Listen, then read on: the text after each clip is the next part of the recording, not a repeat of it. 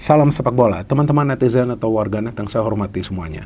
Welcome back ke konten terbaru dari channel YouTube Triple B. Dan di konten terbaru hari ini, sesuai dengan permintaan dari teman-teman yang merupakan fans dari Persib Bandung, saya ingin memberikan analisa dari pertandingan AFC Champions League 2 dari grup F antara Lion City versus Persib Bandung yang berakhir untuk kemenangan Persib Bandung dengan skor 2-3. Dengan hasil akhir ini, berarti Persib Bandung meraih kemenangan pertama di kompetisi antar klub Asia musim ini dan membuka peluang untuk lolos ke babak selanjutnya. Walaupun peluangnya tipis, tapi peluang tersebut tetap ada bagi Persib Bandung. Seharusnya saya buat konten ini pagi hari tadi, tapi memang saya sangat sibuk ya teman-teman, maka itu baru sore hari ini saya bisa membuat konten ini. Walaupun begitu banyak DM yang masuk ke akun Instagram saya dari teman-teman yang merupakan fans dari Persib Bandung, seperti yang tadi saya katakan dari awal, yang meminta agar saya membuat analisa dari pertandingan ini. Belum lagi begitu banyak request dari teman-teman yang kalian tulis di kolom komentar dari konten yang saya buat kemarin ya, yang tentang PSSI mencari striker keturunan Indonesia agar saya cepat membuat analisa. Ya, saya sih maunya kalau bisa semalam juga saya sudah buat konten ini. Tapi ya saya gak sempat. Tapi ya lebih baik terlambat daripada tidak sama sekali kan. Jadi teman-teman, ini adalah kemenangan yang spesial tentunya bagi Persib Bandung. Karena kita tahu di pertandingan-pertandingan sebelumnya, Persib sangat sulit lah untuk bisa perform di kompetisi antar klub Asia. Bukan artinya permainannya jelek, enggak sih. Tapi ya kalau saya melihat bahwa para pemain Persib tidak bisa menjaga level kebugaran mereka. Sehingga pada saat bermain di kompetisi antar klub Asia, tampaklah mereka ya level konsentrasi dan juga fokusnya itu menurun. Ya mungkin juga karena kelelahan. Maka itu tampak berat sekali untuk bisa mendapatkan hasil akhir yang positif. Ya artinya sebuah kemenangan, apalagi juga kalah di kandang sendiri kan sebelumnya kan. Tapi secara permainan sebetulnya nggak buruk sih. Tinggal bagaimana para pemain Persib ini bisa melakukan finishing dan tidak banyak melakukan kesalahan di lini pertahanan. Dan memang ini adalah pengalaman baru bagi para pemain Persib bermain di dua kompetisi yang berbeda. Jadi ya tentu tidak mudah lah bagi mereka untuk menjaga level kebugaran. Kan mereka tidak terbiasa dengan situasi sekarang ini. Tapi saya melihat mereka terus bermain 100% di atas lapangan walaupun dengan kesulitan yang luar biasa ya. Jadi saya pikir ya, jika teman-teman yang merupakan fans dari Persib Bandung mengkritik para pemain ya gak fair juga. Karena kelihatan kok para pemain itu berjuang habis-habisan di atas lapangan. Dan di pertandingan kemarin sore kan mereka membuktikan bahwa mereka punya mental yang kuat dalam situasi yang sangat amat sulit. Dan seandainya Persib Bandung itu kalah di pertandingan kemarin sore, sudah pasti mereka gak akan bisa lolos ke babak selanjutnya. Tapi fighting spirit mereka ini luar biasa.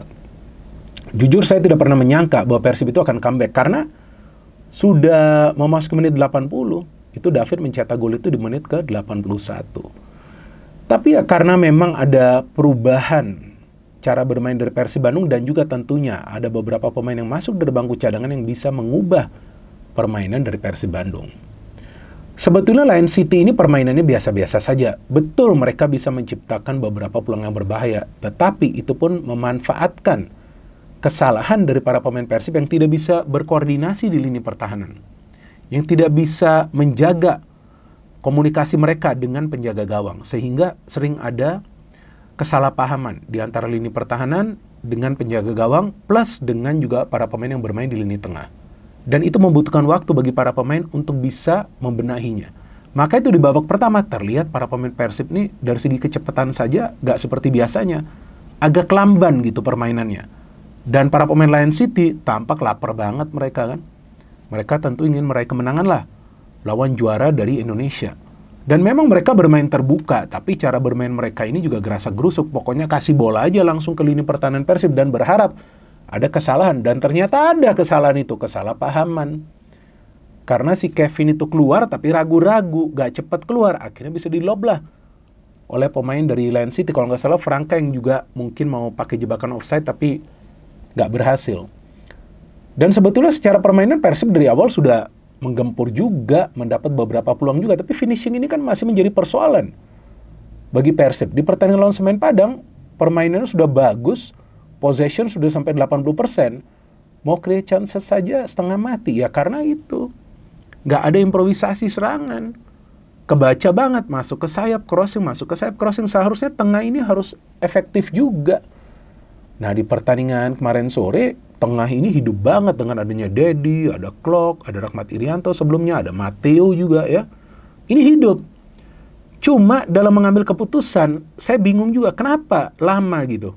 Pengambilan keputusan itu harus sepersekian detik kalau sudah masuki ruang pertahanan tim lawan. Ini yang sering terlambat para pemain Persib. Sama juga lawan Semen Padang seperti itu. Jadi bisa kerebut bola. Meskipun Tyron tuh mendapatkan peluang, Maklok, Beckham Putra juga, Deddy Kusnandar juga banyak peluang loh di babak pertama. Cuma ya mereka sulit mencetak gol dan banyak juga yang melenceng. Nah, saya melihat bahwa para pemain Lion City ini pokoknya yang penting kirim bola ke depan aja. Berharap ada kesalahan. Dan memang beberapa kali kesalahan itu terjadi. Apalagi Franka tampak kesulitan ya untuk mengawal para pemain Lion City. Nah, maka itu mereka bisa mencetak gol cepat. Kemudian mereka mencetak gol lagi dari corner. Nah, dari corner ini kita melihat hand-hand itu terlambat untuk membaca pergerakan pemain Lion City. Artinya memang level konsentrasinya nggak langsung 100% dari menit-menit awal. Harusnya langsung sudah tajam nih fokus dan konsentrasi. Jangan memberikan ruang. Nah, pada saat Lion City mencetak gol kedua, kemudian langsung kita melihat mereka langsung yang namanya itu parkir base. Sudah main di belakang, pokoknya sesekali saja menyerang. Nggak mau langsung keluar menyerang. Karena mereka paham Persib di depan itu kuat. Karena dengan 2-3 kali passing, Persib sudah bisa menciptakan peluang. Tapi di babak kedua, saya melihat dengan pergantian pemain yang dilakukan oleh Boyan Hodak, karena tentu dia sadar nih harus ada yang berubah. Pertama, 5 masuk, karena Rahmat Irianto itu kan cedera, sepertinya hamstring ya, karena dia coba untuk ngambil bola itu. Masuk Adam Alis, David Da Silva, Robbie Darwis ya. Robbie Darwis sih memang lebih banyak di belakang ya. Tapi Adam Alis dan David ya, bersama juga dengan 5 nih, bagus pertukaran passing mereka. Adam Alis beberapa kali mengirimkan umpan-umpan kunci yang sangat berbahaya ke ruang pertahanan Lion City. Tapi finishing ini kan masih menjadi persoalan. Cuma kemudian para pemain Persib mulai mengubah cara bermain mereka. Mereka lebih cepat mengambil keputusan antara memberikan passing atau shooting langsung. Jadi nggak mau kelamaan. Nah, karena si Nick Kuipers itu shooting langsung, terkena tiang baru, David bisa menyambar bola muntah. Sebelumnya kan kita lihat para pemain Persib coba untuk menciptakan peluang secara cantik. Coba untuk lebih dekat lagi ke dalam kotak penalti pertahanan Lion City. Ya nggak bisa seperti itu. Cuman memang pada saat tertinggal, ya kalau bisa shooting dari jarak manapun sih. Dan ini sepertinya sudah instruksi dari Boyan Hodak. Dan dengan 5 masuk, ada Matteo, ada Dedi, ada Klok. Saya melihat lini tengah dari Persib ini unggul banget. Cuman saya melihat dalam hal ini Beckham Putra juga masih agak kesulitan ya untuk bisa memberikan umpan-umpan kunci ya. Dan dalam beberapa situasi dia memaksa gitu, ingin terus dribbling. Nah, ini seharusnya dia rubah sih. Kalau bisa dia lebih fokus bagaimana caranya memberikan umpan kunci lebih banyak. Karena itu peran dia. Jadi jangan kelamaan tuh pegang bola. Nah, tapi pada saat David mencetak gol, saya pikir ya mungkin Persib akan menyamakan kedudukan. Udah that's it. Menyamakan kedudukan saja. Saya nggak yakin sih mereka akan bisa mencetak gol kemenangan. Tyron tuh sebetulnya sudah mendapatkan banyak peluang. Tapi saya melihat Matteo ini luar biasa ya. Memang dia belum tune in ya dengan rekan-rekan yang lainnya. Tapi seandainya dia diberikan waktu dan dia lebih sering dimainkan ya. Karena kan dia tidak selalu ya bermain sebagai starter. Tapi kalau dia dikasih jam terbang, feeling saya dia bisa menjadi pemain yang jauh lebih baik loh daripada sekarang. Karena pemain ini punya yang namanya teknik tinggi. Cuma dari segi kecepatan memang dia nggak bisa mengimbangi para pemain Persib yang lain. Mungkin itu yang menjadi kesulitan dia untuk bisa tune in. Dan saya melihat cara dia eksekusi itu peluang gila. 5 nih kadang-kadang bagus juga, tapi kadang-kadang permainannya buruk ya. Tapi kali ini dia bagus lagi. Sebagai pemain pengganti saya melihat dia lebih bagus loh. Dia kasih itu umpan pendek, saya kira dia akan crossing. Tapi dia melihat Matteo tuh maju. Matteo shooting ini mah bukan spekulasi, dia sudah membidik ini. Nah, dia membidik ini menjadi 2-2. Wah, langsung saya melihat para pemain Persib ini cari kemenangan. Dan saya melihat salah satu keunggulan para pemain Persib itu yang lebih sering memberikan bola dari jantung pertahanan. Karena memang Nick Kuipers dan Franka punya visi untuk membagi bola. Nah, itu bisa menjadi salah satu cara sih bagi Persib Bandung untuk menciptakan peluang. Yang sebetulnya sering mereka lakukan di Liga 1, tapi kenapa di kompetisi antar klub Asia ini jarang mereka lakukan? Maunya coba main cantik. Nah, saya nggak ngerti, mungkin strateginya sedikit berbeda dari Boyan Hodak. Tapi pada saat ada long ball itu dari Nick Kuipers, Tyron dapat. Tyron ini memang luar biasa ya pemain ini ya. Dan saya pikir mental dia kuat loh, karena kan dia sebelumnya cedera panjang, dia sempat dipinjamkan ke klub lain, kalau nggak salah ke klub di Thailand ya, lupa saya. Tapi dia comeback, dia sekarang bisa menjadi pencetak gol terbanyak sementara bagi Persib Bandung.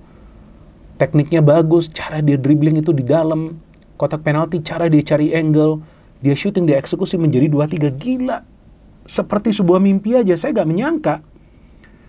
Tapi Boyan Hodak ini kelihatan loh, dia memang adalah pelatih yang bisa membaca kelemahan dari tim lawan. Jadi dia sudah melihat bahwa para pemain Lion ini sudah mulai menurun, sudah mulai drop staminanya. Itu melewati menit ke-60 sebenarnya mereka sudah drop, maka itu dia memainkan pemain yang lebih fresh. David yang punya kemampuan menggiring bola yang bagus, Adam Alice yang merupakan kreator yang pintar, dan juga Robbie Darwish yang fight, ya kan? Ada 5 yang skillful. Nah, itulah yang membingungkan para pemain Lion City. Maka itu pada saat David itu bisa mendapatkan bola rebound, karena mereka agak siap, mereka tuh sudah kelelahan, sudah habis tenaga mereka. Cuma ya para pemain Persib harus bisa menjaga level kebugaran mereka, harus stabil ini antara Liga 1 dan juga kompetisi antar klub Asia. Nah, saya jadi merasa Boyan Hodak ini juga berhati-hati sih untuk melakukan rotasi di line up, karena saya masih ingat itu sebelum lawan Persija. Sebelumnya kan lawan Port FC ya, kalau nggak salah yang Persib kalah ya. Nah itu sebetulnya kan Boyan Hodak tidak langsung menurunkan pemain-pemain pilar di line up kan. Ada beberapa pemain yang masuk dari bangku cadangan. Nah artinya juga Boyan Hodak ini juga coba untuk menjaga level kebugaran antara para pemain Persib pada saat nanti mereka bermain di Liga 1. Karena mereka tentu akan coba untuk mempertahankan gelar juara. Karena sekarang ini Persib belum terkalahkan loh. Di Liga 1, oke, memang mereka bermain imbang lawan Semen Padang, tapi gak gampang kan lawan tim yang parkir pesawat, susah lah. Tapi mereka belum terkalahkan, ya memang banyak hasil draw, tapi yang penting kan belum terkalahkan dan mereka masih berada di zona papan atas, masih bisa menjadi juara lagi loh, Persib Bandung. Jadi saya bingung jika sebelumnya saya membaca banyak sekali komentar tentang Persib, yang saya lihat, ini yang saya lihat, mungkin juga saya salah, itu juga beberapa diantaranya dari fans Persib Bandung, yang menulis bahwa Persib ini badut Asia. Saya bingung. Ini kan tim yang kalian support. Kenapa harus mengejek tim yang kalian support? Kalau tim kalian memang nggak bisa menang, tentu ada faktor yang menyulitkan mereka menang. 1, level kebugaran. 2, chemistry yang nggak jalan. 3, level fokus dan konsentrasi itu menurun karena jadwal yang padat. Tapi saya pikir jika kalian mengejek tim kalian, wah nggak sportif banget Anda. Iya dong. Seharusnya didukung terus. Baru juga musim lalu Persib juara. Masa sih mau Persib juara terus? Kan ada tim-tim lain juga. Tapi yang penting lihat. Tim ini mainnya bener gak? Kalau sejauh ini jujur teman-teman, saya melihat mainnya bener. Adalah kesulitan finishing, tapi jumlah kesalahan di pertahanan itu yang harus dikurangi oleh para pemain Persib. Jadi saya harapkan teman-teman yang merupakan fans dari Persib bisa lebih bijak dalam support klub kalian, dan juga tentunya semua supporter klub-klub lain harus lebih bijak. Jika klub Anda memang lagi dalam tren negatif, bukan berarti Anda harus meninggalkan klub kalian, enggak. Justru di saat itulah para pemain butuh support kalian. Dan memang jika manajemen merasa harus ada perubahan, tentu mereka akan melakukan itu. Tapi jangan juga mengejek kinerja para pemain yang habis-habisan di atas lapangan. Dan kemarin sore para pemain Persib membuktikan bahwa sebetulnya mereka punya kemampuan untuk menang. Tinggal bagaimana mereka bermain lebih tenang, lebih sabar, dan tentu harus ada perubahan pada saat deadlock. Perubahan itu mengambil keputusan lebih cepat. Dan itu adalah hal yang tepat karena Persib bisa comeback secara spektakuler. Dan jangan lupa, Persib membawa nama Indonesia juga. Nanti ya, setelah ini lawan Port FC, main di Thailand, itu yang sangat penting. Jika Persib bisa menang itu, tentu kemungkinan besar mereka akan lolos dari fase grup. No hate, no politics, only football. Salam sepak bola.